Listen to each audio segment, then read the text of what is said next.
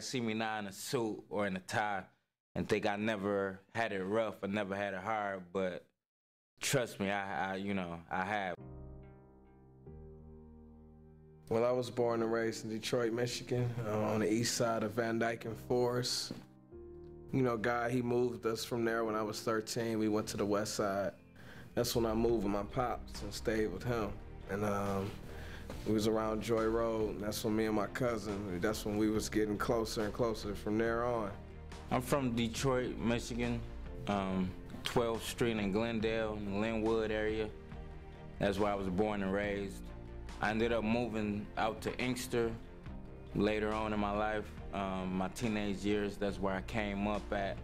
Growing up, I kind of had it rough, because, my dad, he was a no-show. He wasn't there, and, we faced problems in our life that had us to move here and to move there, So, I think because I didn't have my father there, I acted out. And music and media is very, impressionable, and that's all I had. Like, I didn't have my father. All I had was the junk I was listening to on the radio. And for a minute, that's what I became infatuated with. That's what I love.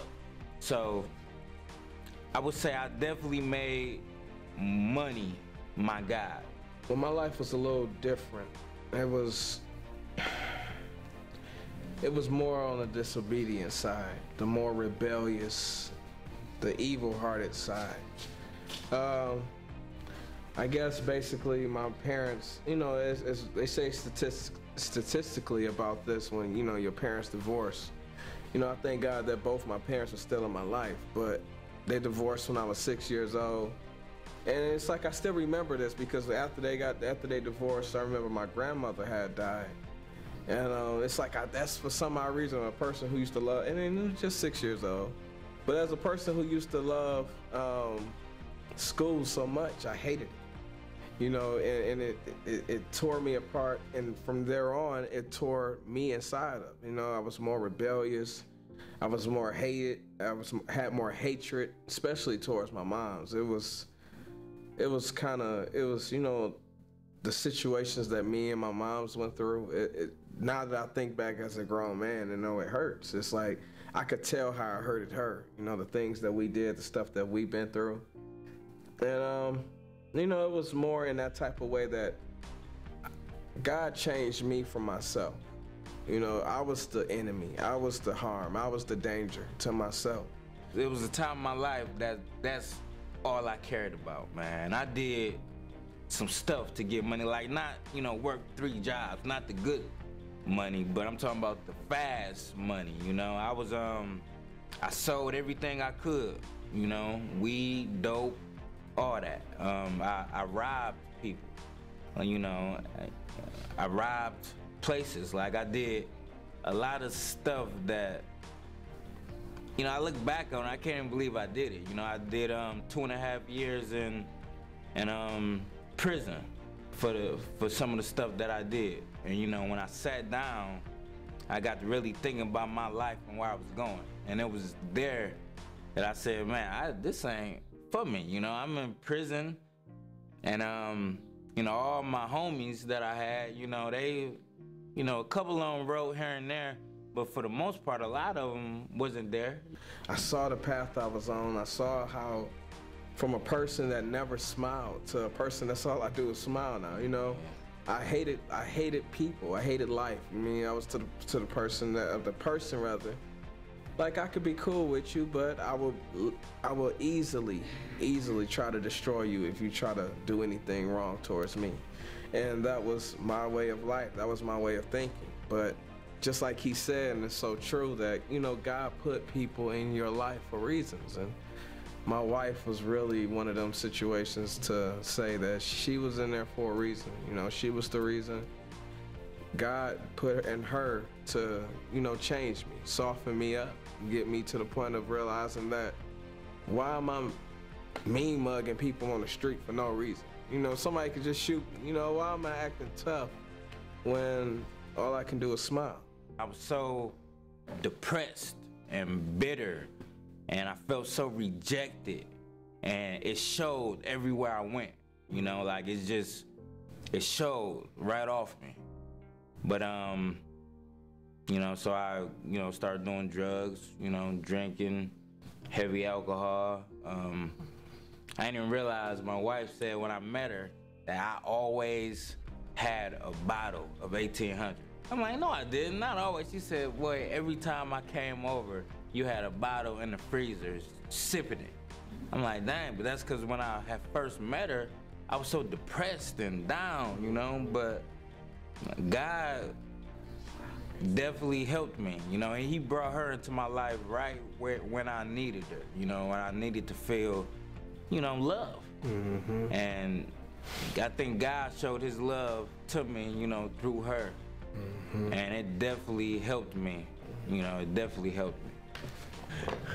You know, I used to ask myself, like, is this real? Like, what I'm doing today, you know, like, our ministry, our record label, you know, it's all to touch lives, it's all to help people. And I think of all the stuff that I used to do, and I just be like, dang, is this real? Like, I know so many people who used to do what I was doing, and they not here today. Mm-hmm. Like, I lost so many friends, man. I lost so many people. Well, it was kind of weird how we kind of got back in touch. You know, as kids, we was always cool with each other. Always playing the game. I was smashing them. But yeah, GoldenEye. GoldenEye. Yeah, y'all want to know about that.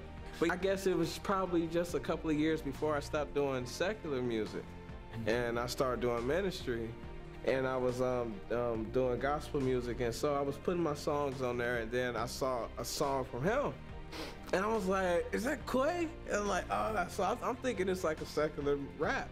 Because I remember that he used to do music as well, so I'm thinking he about to go hard on the flow. So I hit the video, and it was a gospel song. So, but I'm like, this dude is going hard, like literally. I'm like, I was telling my wife, like, look, honey, this is my cousin Quay. I'm like, I thought I was the only gospel artist in Detroit over here. When you heard my song, you know, I said, and then he came to my concert. I told him he'd come perform. Yeah. He did what was that song you did, man? What was it? Crucifixion. Yeah, oh man. Yeah, Crucifixion. Oh man, he did that song, okay, and I was literally in the front in tears. Yeah, he was. I told you, I was like, man, it made me cry. You was the only one in front, bro. Everybody else is still in the back, bro. The type of music that we create, first of all, is inspirational. Mm-hmm. You know, like a lot of people have names for it, you know, gospel, Christian rap, you know, it's all of these, you know, but at the end of the day, it's reality rap, it's reality music, it's real, it's stuff that we encounter, stuff that we go through, you know, I mean, it's hip hop at the end of the day, you know, and it's positive, it's, you know, it's positive music. You know, I'm not about tradition. I'm about what Christ gives me to do. Mm-hmm. And, you know, he said, whatever I have, whatever talent I have and that he's given, give it back to him. Mm-hmm. So if I was a mime, if I was a drawer or a painter or anything, I'm going to give it back to Christ. We do this, you know, for the people. You know, like, we don't even think about money. You know how many free concerts we didn't have, benefit concerts. We solely do this for other people, because, you know, and at the end of the day, I know God gonna give it back to us. And our whole mission is about people, souls, and ourselves together as one in the body of Christ. But if I'm gonna use my talent and do the best I can, and there is a profit in that God does help us out in the long run, of course, I would love it, but it's nothing that I'm reaching towards, as in that's our main. Nowhere near the main. I just want to inspire everybody, man, to really go after God. You know, I know life is hard. I know stuff can hit you and come against you, but truly put God first. You know, church is good, you know, but you have to be the church at the same time. So just keep building yourself up. Keep positive. You may slip, you may fall, but stay positive and have the thought process that, you know what, I'm trying God see me trying, and he's gonna help me every day, and like he's been doing. So just stay positive, stay focused, and keep continuing to be a world changer.